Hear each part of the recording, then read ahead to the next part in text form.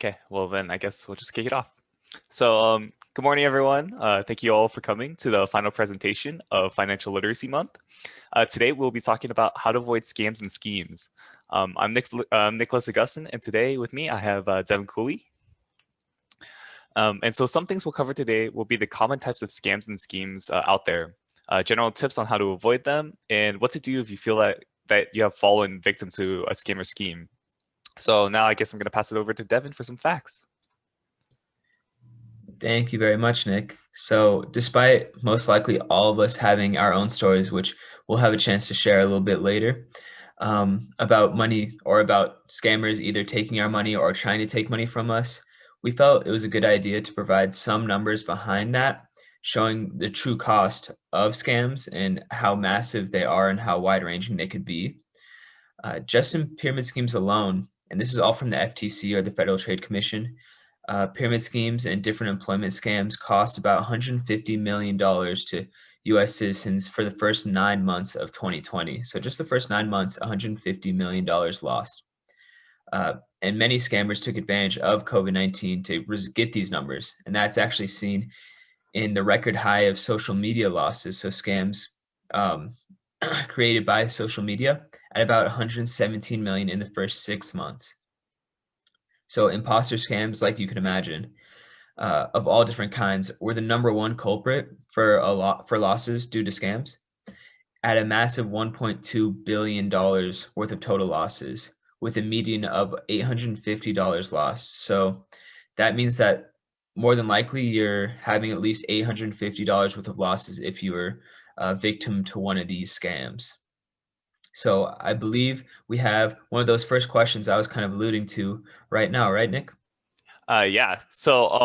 Before we get into a couple of the scams and schemes out there, have any of you ever lost money to a scam? And if you guys want, you guys can either type it in the chat or feel free to share it verbally.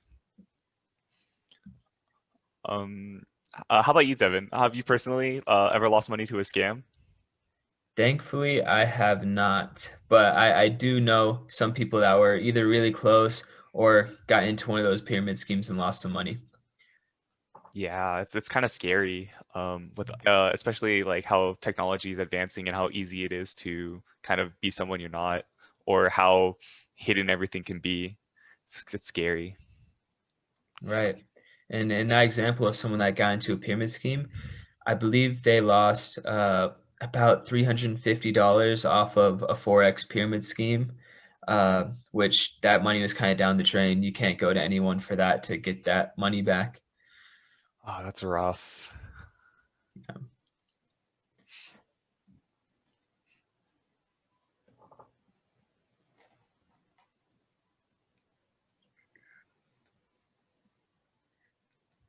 Definitely no. So in the chat, we got some yes, it's happened to me in the past. Sophia says thankfully no. Uh, Amy lost over $1,000 in a check scam when she was in high school. So uh, That's crazy. right, that's too, especially in high school, when Yeah. $1,000 means a lot, a lot. Yeah. I'm sorry to hear that. I'm sorry to hear that. Hopefully everything is much better now. And I hope that was, I guess I would say, a learning experience. Okay. Oh, that's good. That's good to hear. I Yeah. never went to jail. Justice has been served. Okay.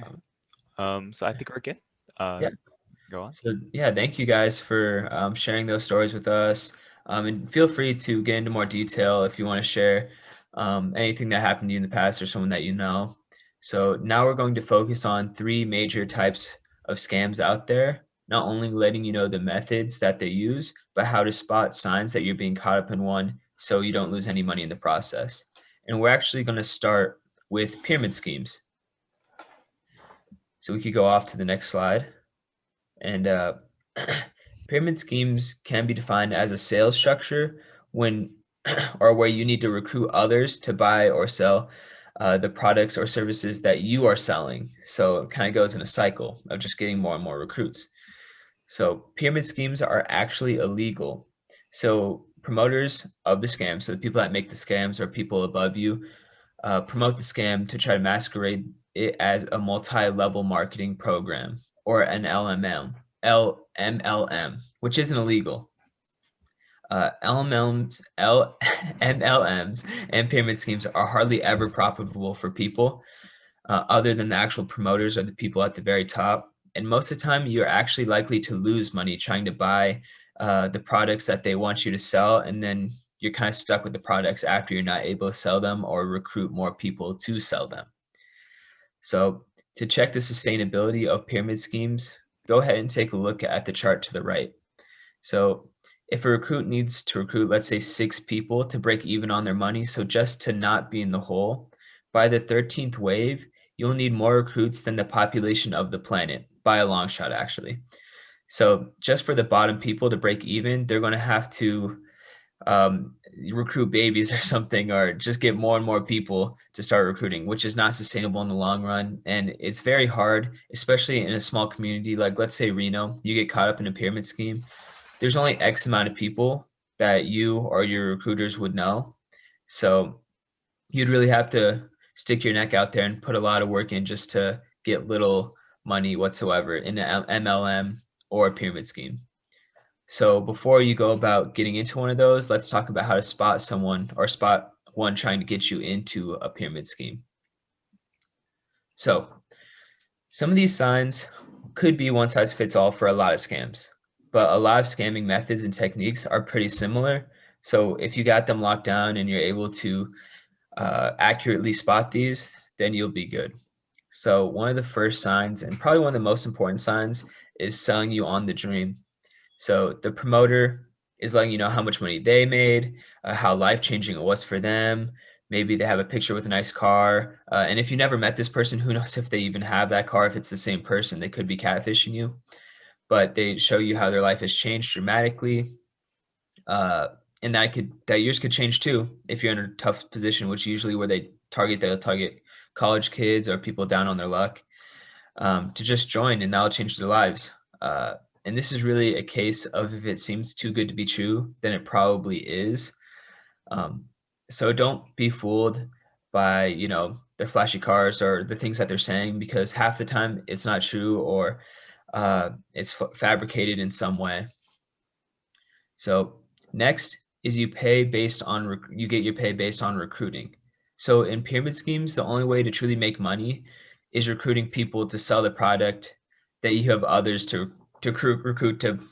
Sorry, you get people to recruit other people to sell a product. So when you're doing sales, you should be trying to actually sell the product, not just get other people to sell the product or recruit other people. That's just, like we saw, not very sustainable. And when you're doing sales, you should actually sell the product. So watch out for that, and don't be fooled by the treadmill of recruiting more and more people. And another sign is that the promoter is being really pushy, or he or she is not letting you do any research by saying it's your last chance or the time's passing you up and you have to act fast. So this is a method of just not letting you do your research, not letting you Google the specific product or program they're trying to sell you, because there might be some Yelp reviews or some Reddit posts where they show it's a scam. So they want to fool you quickly and kind of get you locked into buying that product, because then they already made the money off of you, and hopefully they can make more money off of you. Now leaning into that, fourth, they try to push more and more product on you. So let's say lotions in this example. So they get you to buy more and more lotions, saying that you have to sell that product, and the more you buy, the more rewards you get. So maybe they sell it to you on a discount in hopes that you sell it for the actual price, which is very hard to do.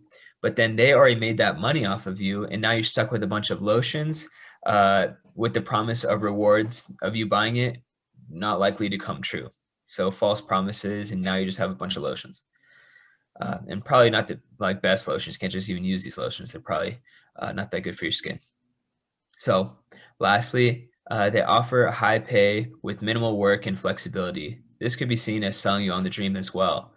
So if you don't have any experience, it takes hardly any education to get to that role. It's less likely that you're able to make tons and tons of money doing this thing like selling lotions.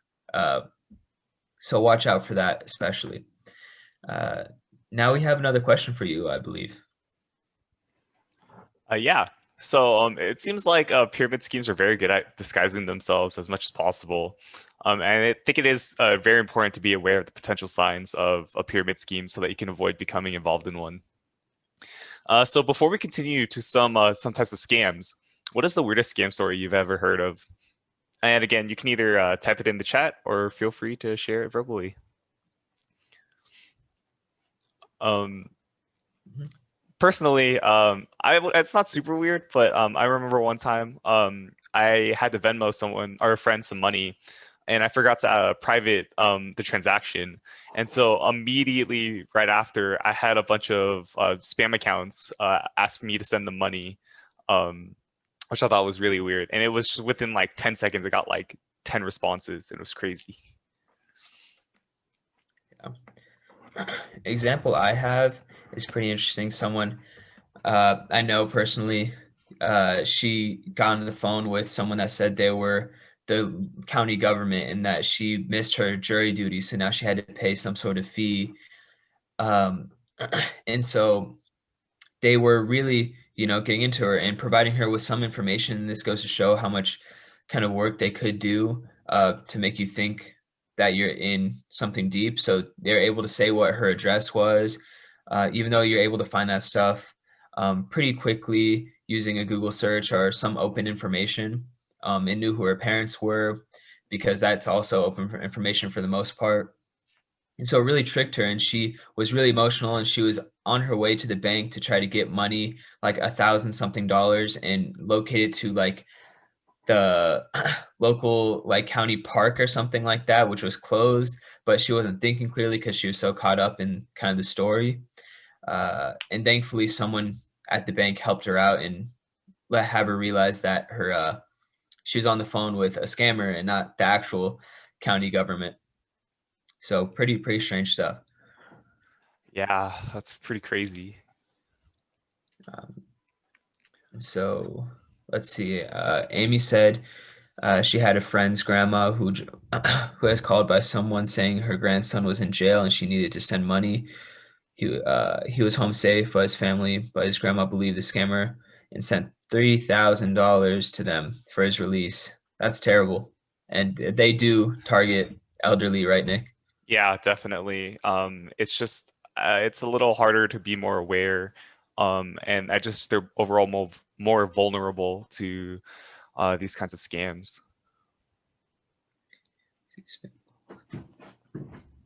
Yep, and Dahlia brought up a pretty important point is that she knows many people that receive scam calls and emails about student loan repayment, that they look fairly realistic. Um, and that's true. That is something that's more and more prevalent today, especially because there's a lot of talks of student loan forgiveness, that scammers will send pretty realistic emails to people that have student loans, posing as their financial aid office or the government, saying that you need to act quick and give them your certain information so they can forgive your loans and perhaps take your account and routing information from your bank account, which you should never do. So that's a great point, Talia. Hmm. Okay, do you think we got enough stories in there, Nick? Yeah, I think we're good. We have one more chance for story time, I guess, so we can Yeah, come back around to that one. great. So the next scam we want to talk about is cell phone phishing. So phishing with PH, as you can see, not the F. That's a distinguishment. So we definitely want to talk about phishing scams through email, text, and calls because, like previously mentioned, they are one of the most uh, costly of them all and the easiest way to get into contact with you. So phishing itself is someone impostoring someone else or maybe a government agency or something like that. So they imposter themselves as someone else to take your money or information. So some examples of what they could disguise themselves as: the government, financial services, retailers, and many more. So they're not limited to those, but some of those are usually the biggest ones. So the phishers do not just ask for your information when they get on the phone or they get a hold of you. They have a whole backstory on why they reached out to you, trying to hook you in and find importance in the communication.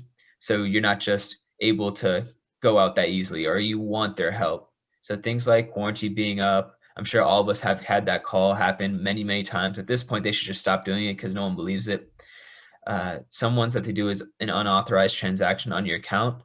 So we're all in Reno right now, maybe, depends this year. But they might say that you have a $600 Walmart transaction that was declined in Target in Texas or something like that, or in Texas. So that's something that's very concerning. But if you actually call the bank, you'll see that that transaction never transpired and they're making something up, but you can't really prove it as wrong at face value because you're not able to see your declined transactions on your account. Uh, so another one, jury duty, like I mentioned in the previous example that I had. So how do you avoid cell phone phishing? What are the signs that you could get past it? And this will be in the next slide. Uh, Here are the three key things to indicate when they're reaching out to you. So one is incorrect grammar or general phrasing, especially for a business, right? So for example, the photo to your left shows a fake Netflix referring to someone as dear. So they use that so they can send a mass email without having it to be direct to a particular person. So they say dear and then send a mass email out, and then whoever bites, they follow through with the scam. Um, Something that you'll also hear in scams is the word or the phrase kindly.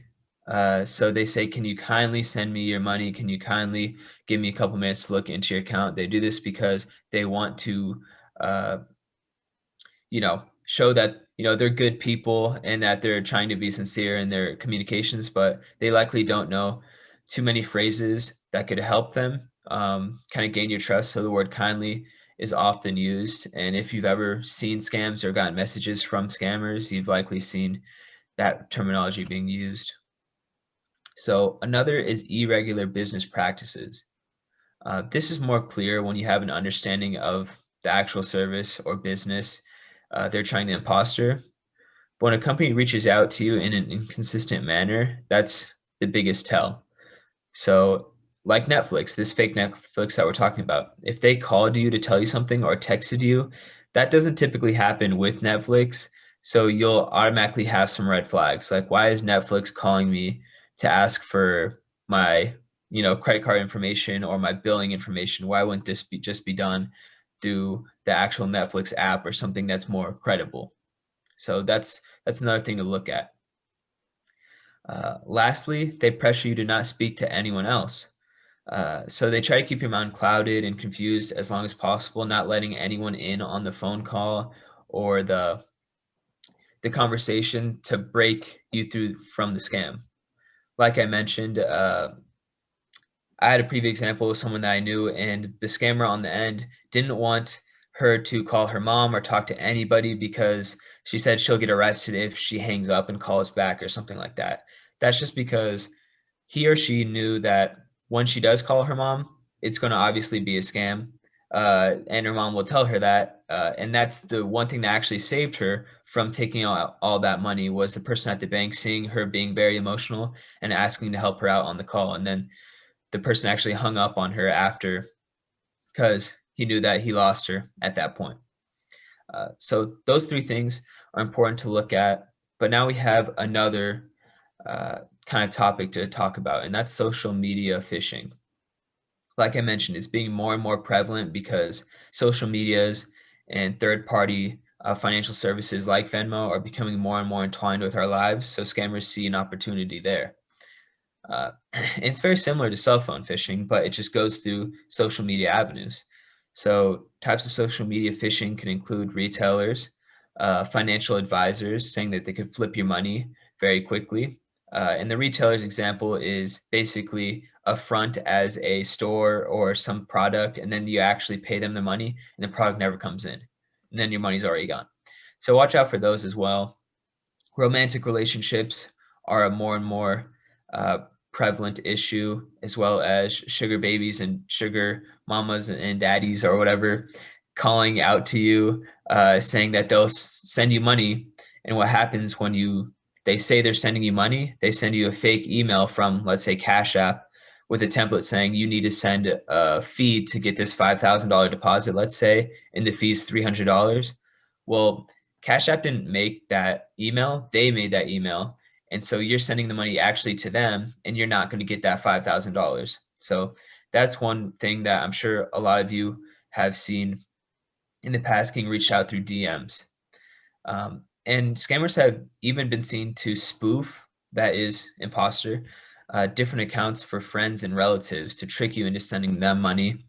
Or, like Amy was mentioning, getting a call from your son, maybe that they're in jail, or grandson that they're in jail, and having them send money that way. So it's not above scammers to pretend that your loved one or your friend is in a serious predicament. And so, how do we avoid those? We have another slide for you that shows some key marks that you want to realize when talking to a scammer through social media. So one big thing is being non-verified. Now this example is through Chime or through Instagram, and they're posing as Chime. One thing to note is that it does not have a blue check mark. So if anybody's familiar with social media, you know that there's a verification symbol, a blue check mark next to something when they're the real deal. So they're the real account, as well as their follower count would be much higher if they're a big relevant institution or bank, or let's say store like Forever 21 or something like that. Another thing is that they would have a normal username. So they would have the rights to, in this example, Chime, which if you don't know is an online bank. For Forever 21, I'm sure theirs is Forever 21. It's not Forever 21 256 or Chime.services. They would have the rights to the actual username. So that's something to look out for. Next is a convoluted and nonsensical plan, something that really wouldn't make sense for the business that they're in, or it just doesn't seem very smooth for a customer to use. So in this example right here, which is an example of a scam, you see that they're trying to flip $250 to $5,000 somehow, and that they would only receive 10%, I guess, as a fee, and then it would go back into their bank account. So really something that Chime is not involved in, something that obviously confused the customer because they're like, this is not anything I've heard of before. So they're really just trying to confuse you, and the plan doesn't make sense because it really doesn't make sense. It shouldn't make sense because this is a thing that's too good to be true. So flipping $250 to $5,000, that's a non-realistic return on your money, and you shouldn't fall for it. Next is it just being money focused. And this goes for any DMs, whether it's the sugar mama example, whether it's the big retailer example. They're not trying to talk about, oh, how's your day? Let's hear about your discretions about our company. They just want to talk about the money and how to get to the money quicker. So whenever it seems like you're forming a relationship with someone online, in the romantic relations section, and they just want to talk about, oh, send me this, send me that, then it's likely that you're not talking to someone that's actually interested in getting into a relationship with you. They're more likely trying to steal your money. And I believe, Nicholas, we have one more question. Yeah. So the last question is, or so before we move on to what can I do, or what should I do if anything ever happens? How many times have people tried to scam you on social media? So kind of like what I was saying before, like spam accounts, or I guess people like impostering other companies or people. It happens, at least for me, like way too often. I get dozens in a week, and it's kind of crazy the amount of bots that are out there. Yeah, me myself, it typically happens when you follow someone, like you mentioned, when you sent a Venmo and then you get a bunch of scams. Like if you follow, let's say, a famous investor or a financial institution, then all of a sudden you get a bunch of direct messages saying that they are a really good financial advisor or that they are that service, and that they'll help you flip your money or something like that. So that could be one thing to look out for if you end up getting a random amount of messages. It's typically not real. Definitely. Too many to count. Definitely. Mm.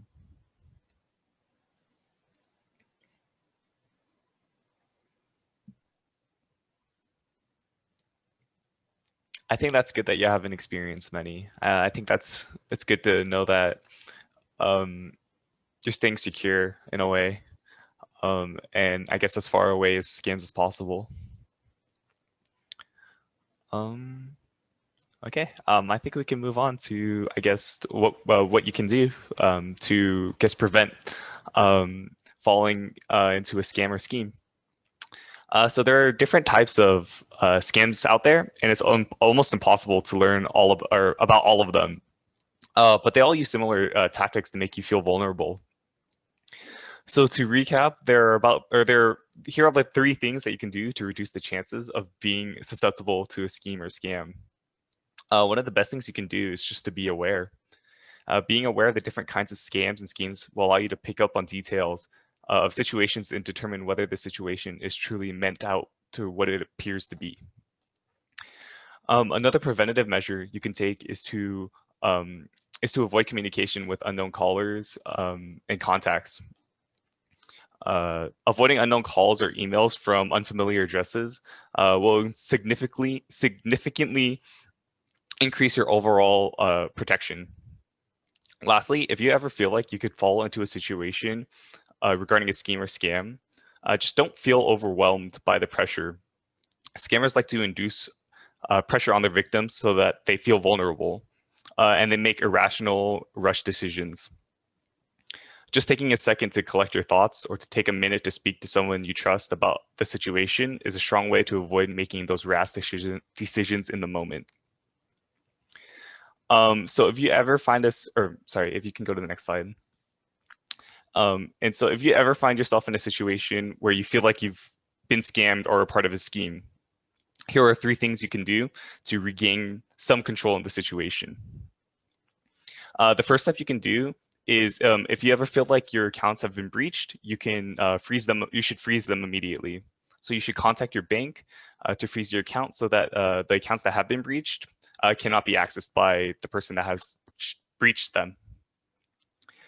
The next step would be to update any account that you feel has been compromised. So resecuring your account is super important to ensure that your account can no longer be accessed by outside users.